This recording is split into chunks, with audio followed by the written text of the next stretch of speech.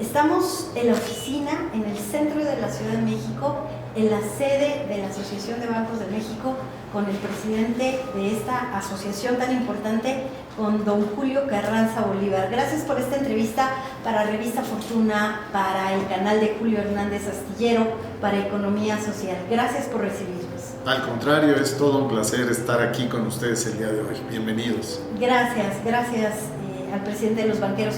Quisiéramos comenzar con esta pregunta que la revista Fortuna planteó a la presidenta Claudia Sheinbaum sobre cuál era la encomienda que le había dado al secretario de Hacienda ahora que se reúna con ustedes. ¿Será en una cena? ¿Cómo han platicado que podría darse esta reunión?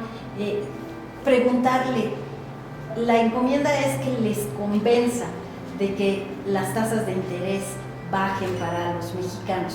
¿Se puede buscar un convencimiento o es resultado, como lo hemos platicado muchas veces, del mercado, de las condiciones, del momento? Gracias. Pues muy bien, ¿no? Primero y antes que nada yo quisiera decir muy claramente y muy enfáticamente, estamos totalmente de acuerdo con la presidenta. Queremos que las tasas bajen, desde luego que queremos que las tasas bajen. Nos gusta mucho esta apertura al diálogo que tiene la presidenta y creemos que eso ya es una característica de su gobierno que nos parece también muy importante. El tema de las tasas de interés es un tema de verdad muy, muy interesante porque decimos, tienen que bajar las tasas de interés en México. Claro que tienen que bajar. Nosotros los banqueros queremos que bajen. Si bajan las tasas de interés, nosotros tenemos oportunidad de colocar más crédito, más empresas, más individuos, más consumo. Todo es un beneficio para el país, que haya tasas más bajas. Ahora, ¿por qué las tasas están donde están? Vamos a hacer un poco de historia. ¿De dónde venimos? Antes de la pandemia, ¿dónde estaban las tasas? Estaban abajo. ¿Dónde estaba la inflación? Estaba abajo. ¿Fue culpa de México? No. ¿Fue culpa de la banca? No. ¿Fue culpa del gobierno? No.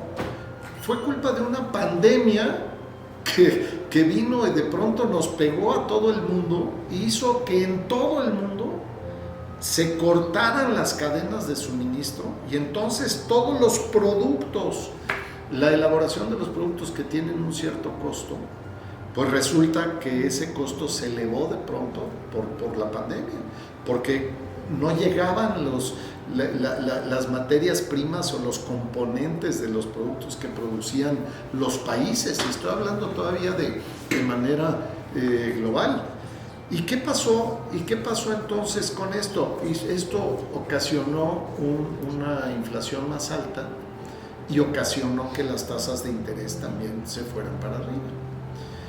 Recordemos que hace no mucho tiempo las tasas de interés en México estaban, la tasa líder en el 11, 11.25 y bueno, pues han bajado 2.25 ahora al 9%, cosa que nos da muchísimo gusto por un lado, pero también por el otro lado decimos, ok, la tasa va bajando porque también la inflación va bajando y porque quien es el encargado de poner la tasa líder, que es el Banco de México, lo que hace el Banco de México es precisamente analizar todos los factores que influyen en la economía para poder establecer la tasa de interés líder es esta. Y hacen de verdad una labor muy profunda que nosotros admiramos mucho y que creemos que es muy necesaria. Pero una vez que se pone la tasa de interés, no podemos decir, oye, pues la tasa de interés líder es esta y es la misma para todos. No, porque entonces entran otros factores.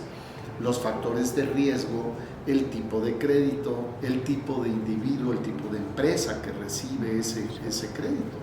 Y entonces, de este nivel, digamos, de donde parte la tasa líder del mercado de crédito, ¿no?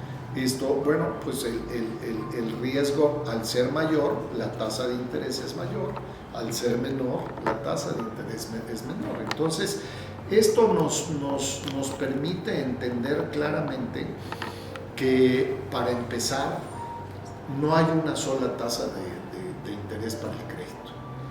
Hay diferentes tasas y hay diferentes individuos y hay diferentes empresas. Entonces, por ejemplo, no es lo mismo lo que se le cobra a una pequeña empresa que es informal, que no tiene manera de comprobar sus ingresos. Y entonces esta pequeña empresa, para la banca, inclusive la regulación, nos pide que hagamos un análisis de cada empresa a la que le prestamos. Y si esa empresa es inviable para prestarle, no podemos darle el crédito. ¿Y qué pasa entonces con esto? Bueno, pues las pequeñas empresas que son informales y que no tienen manera de que entendamos claramente cómo es su situación financiera, pues nos cuesta mucho más trabajo también darles crédito. Entonces, por un lado es una cuestión de riesgo, por el otro lado es una cuestión de formalidad y de información suficiente, y por el otro lado, pues también cuando las empresas se formalizan y empezamos a tener datos mucho más claros de cómo es su desempeño y podemos establecer cuáles van a ser sus ingresos y cuáles son sus gastos y cuál es su producción y cuáles van a ser sus ventas, todo esto, y entonces analizamos y entonces le podemos dar un crédito con una cierta tasa. Y esto, si lo llevamos también al individuo, al individuo normal, digamos, al habitante, al mexicano común y corriente, pues también encontramos con que hay diferentes estratos de ingresos, y eso también nos permite determinar cuál es la capacidad de pago de cada individuo. Entonces, también nos permite ver en base a ese análisis, pues también qué tipo de producto le ofrecemos, con qué tipo de tasa.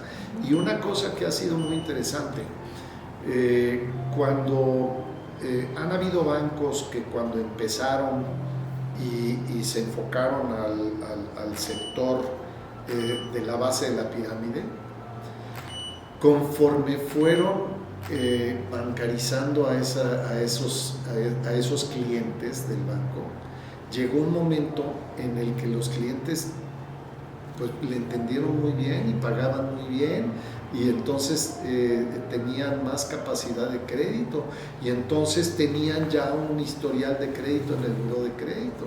Y entonces, ¿qué pasó con ese banco que les daba la oportunidad a todos esos clientes en un principio?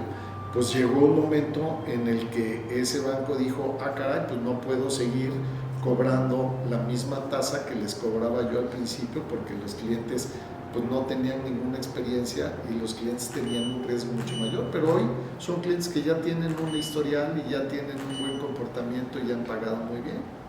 Entonces empezaron a segmentar dentro del mismo banco, tener otros productos para clientes bancarizados, ¿no?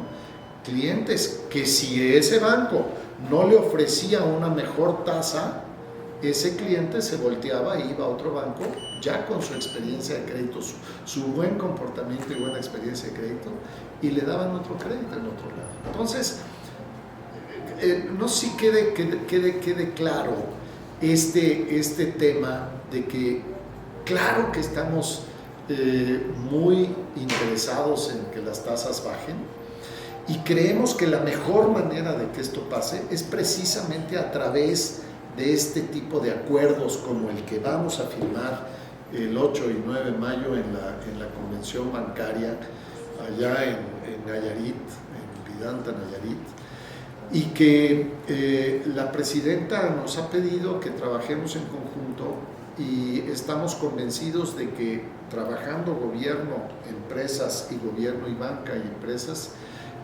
vamos a tener un muy buen acuerdo y vamos a poder impulsar a estas pequeñas empresas. Claro que necesitan crédito, claro que necesitan créditos con buenas tasas de interés que les permitan crecer.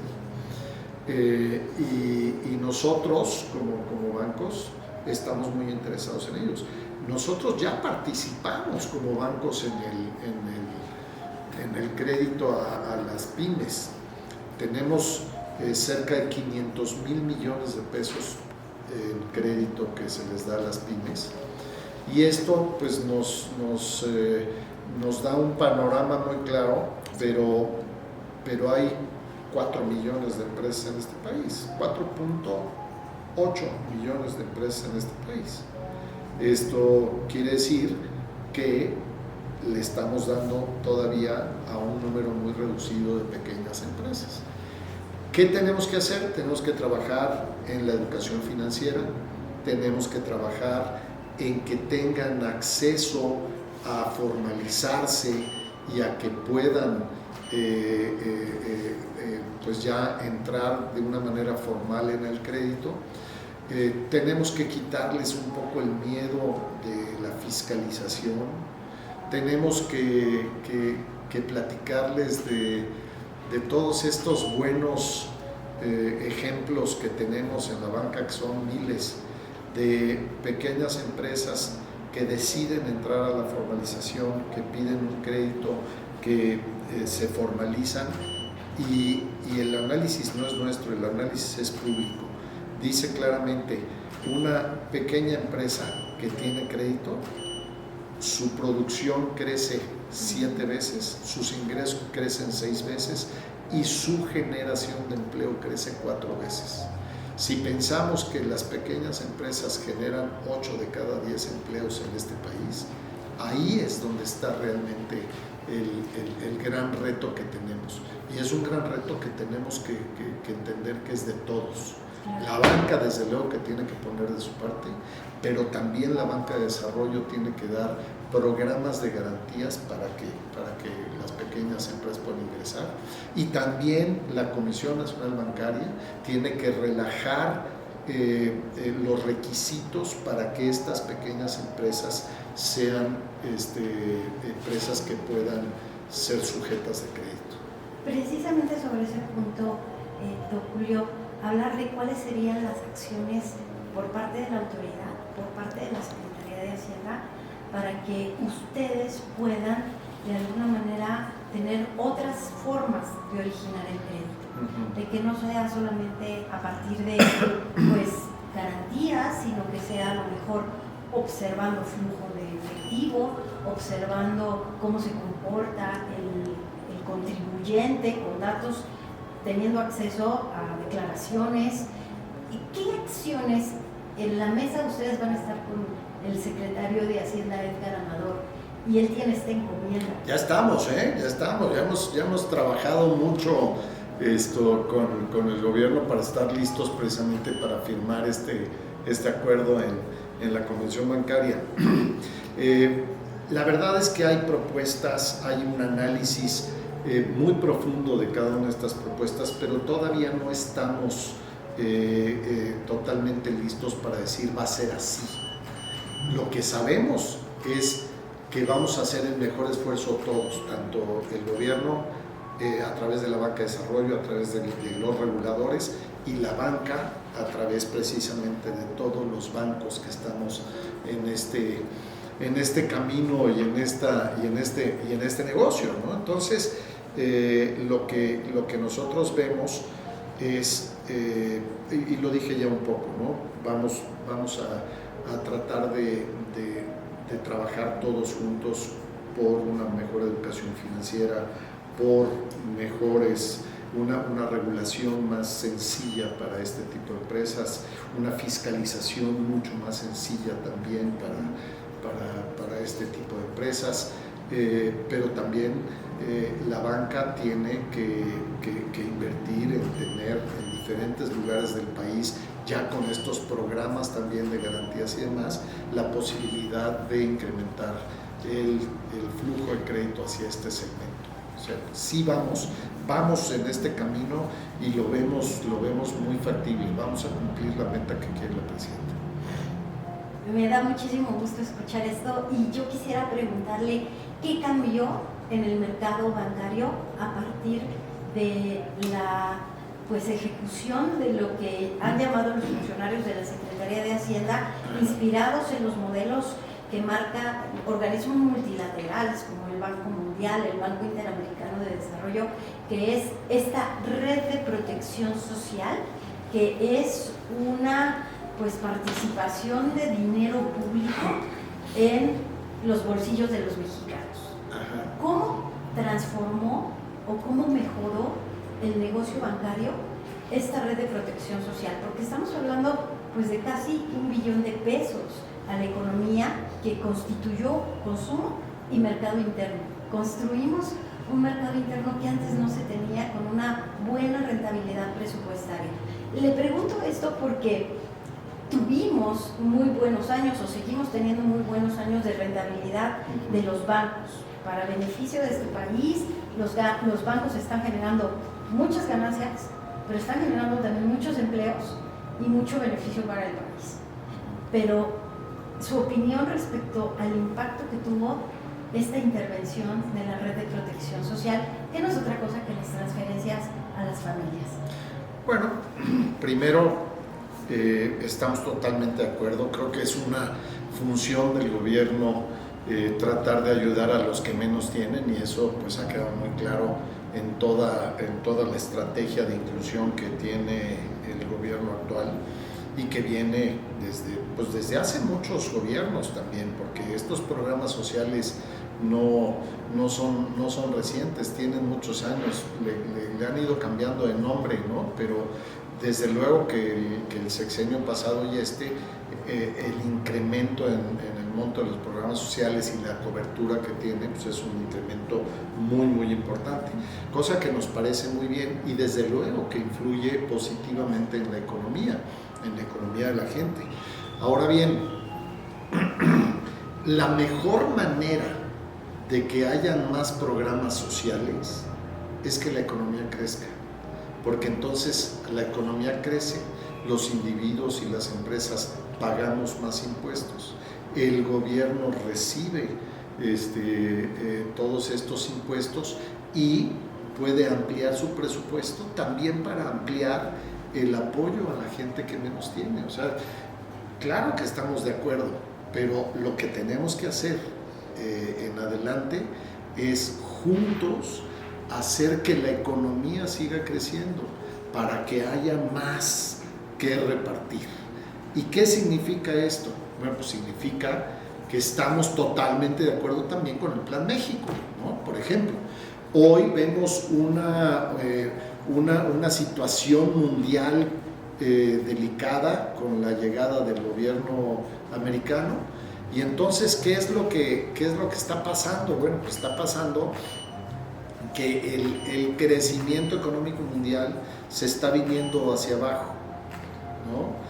Entonces eso desde luego que le impacta a México. México tiene dos caminos muy buenos para generar un crecimiento de su economía. Uno es la inversión extranjera directa. El año pasado fueron 40,000 millones de dólares. El otro es el mercado interno, la inversión interna de los mexicanos. Esa es 13 veces mayor que la inversión extranjera directa. ¿Y eso qué nos dice? Pues lo que nos dice es que si fortalecemos el mercado interno, pues vamos a tener un crecimiento de la economía y no vamos a depender tanto del exterior. Por eso qué bueno que vengan, qué bueno que vengan las inversiones extranjeras, nos parece muy, muy importante, no lo queremos hacer a un lado, pero voltear hacia adentro y decir, sustituyamos importaciones, hagamos que esto crezca, internamente, hagamos este tipo de acuerdos que ayuden a que la economía nacional crezca, pues claro que es algo muy positivo, ¿no? Por eso, con una mayor derrama de crédito, imaginemos 1 millón de pesos más para las MIPYMES, 1 millón de pesos más, tendríamos a lo mejor 1 o 2,5 puntos más del Producto Interno Bruto. Por eso dicen los analistas que la participación de la banca es clave en este momento. Sí, es totalmente de acuerdo, estamos totalmente de acuerdo, pero que quede claro también, no es únicamente la participación de la banca. Esto es una responsabilidad compartida y lo ha dicho muchas veces la presidenta. Tenemos que tener esa responsabilidad compartida, trabajar juntos de la mano, porque si trabajamos juntos de la mano vamos a ver resultados muy positivos. Tenemos una última pregunta, agradeciéndole muchísimo el espacio para la revista Fortuna, para el canal de Julio Hernández Astillero y para Economía Social. La banca tiene oportunidad de competir más y los datos del sistema bancario de la CNBV revelan algo muy importante. La competencia se está acelerando en el crédito empresarial. Ajá. No así en crédito de tarjeta, el crédito con tarjeta, el crédito de nómina, el crédito pues hipotecario. ¿No le hace falta a la banca competir más para poder generar pues una dinámica mayor? ¿Qué opina usted de esto? A ver, nosotros siempre hemos estado abiertos a la competencia. Nos gusta la competencia, estamos acostumbrados a la competencia. Ahora, siempre hemos pedido que sea sobre un piso parejo, ¿no? Ahora, vayamos al mercado. Tengo por aquí un cuadrito que voy a permitir mostrarte, en donde dice que hace 10 años, este es un comparativo de 2014 contra 2024, hace 10 años habían 0 fintechs, ¿sí? Hoy hay 773 fintechs en el mercado. Sociedades de inversión de 562 a 635. SOFOMES, uniones de créditos, SOFIPOS, SOCAPs, etcétera, de 412 a 435. Banca múltiple, de 44 a 52. Casas de cambio, etcétera. Al final de cuentas, los números globales, hoy tenemos 1956 entidades participantes en el sistema financiero mexicano. ¿Se duplicó? Únicamente son 52 bancos, ¿sí? Pero hay un banco que tiene el 25% de la participación. Está bien, sí, hay todavía una participación muy importante y también hay que decirlo, porque lo ha hecho muy bien, ¿no? Entonces ha tenido un crecimiento muy importante ese banco, pero yo creo que la banca en general ha tenido un comportamiento muy adecuado. Pero ¿por qué son 52? Porque ser banco no es cualquier cosa. Necesitamos tener gente que entienda lo que es ser un banco, que tenga un modelo de negocio, que entienda que el dinero que presta no es de ellos, sino es de los ahorradores, que entienda que la regulación lo que cuida es precisamente ese dinero de los ahorradores, y por eso tienen tanta regulación los bancos, por eso la tenemos así. Pero estamos de acuerdo, vivimos en un entorno regulado y supervisado con el cual estamos de acuerdo. Tenemos 5 instituciones del gobierno que nos supervisan: el Banco de México, la Secretaría de Hacienda, la Comisión Nacional Bancaria, el IPAB y la CONDUCEF. Entonces, desde luego que estamos muy contentos de que haya más competencia en nuestro país, pero estamos seguros de que estos 52 bancos somos el corazón y el motor de la economía de este país. Qué bueno que hayan otras figuras. Yo siempre he dicho, son necesarias las SOFIPOS, son necesarias las SOFOMES, cubren ciertos mercados específicos que es muy importante que estén cubiertos. Pero qué bueno que ahora vemos un interés en ser más bancos, inclusive de estas instituciones que antes no lo eran, ¿no?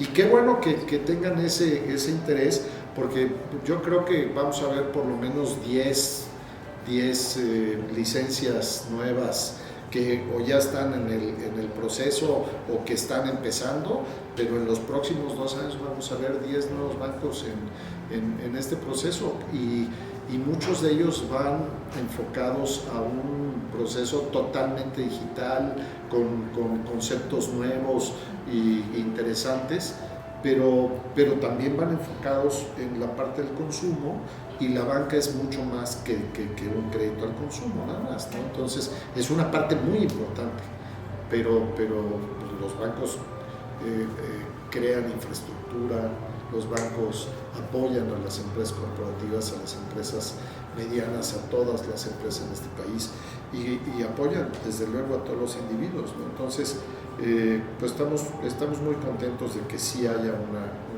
una competencia adicional. Muchísimas gracias, don Julio Carranza Bolívar, gracias por darnos estos datos y pues nos vemos en Nuevo Vallarta. Allá los esperamos en la Convención Bancaria 8 y 9 de mayo en Vidanta, Vallarta. Muchísimas gracias. Nayarit. Vidanta, Nayarit. Muchas gracias al presidente de la Asociación de Bancos de México. Gracias.